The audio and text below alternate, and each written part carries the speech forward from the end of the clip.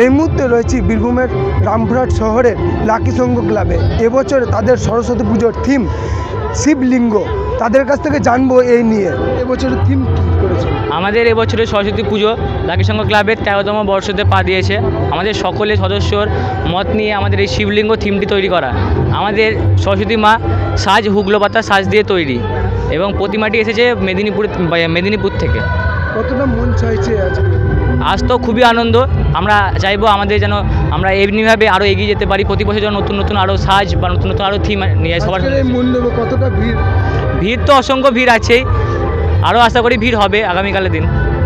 এই নিয়ে কি বলবে আজকে যে এই তারাপীঠ টিভি এবং সম্বর্ধনা? তারাপীঠ টিভি আমরা অসংখ্য ধন্যবাদ জানাই আমাদের লাকি সংঘ ক্লাবকে, যারা বীরভূম জেলার সেরা পুজো বলে যারা বেছে নিয়েছে তাদেরকে আমরা অসংখ্য ধন্যবাদ জানাই।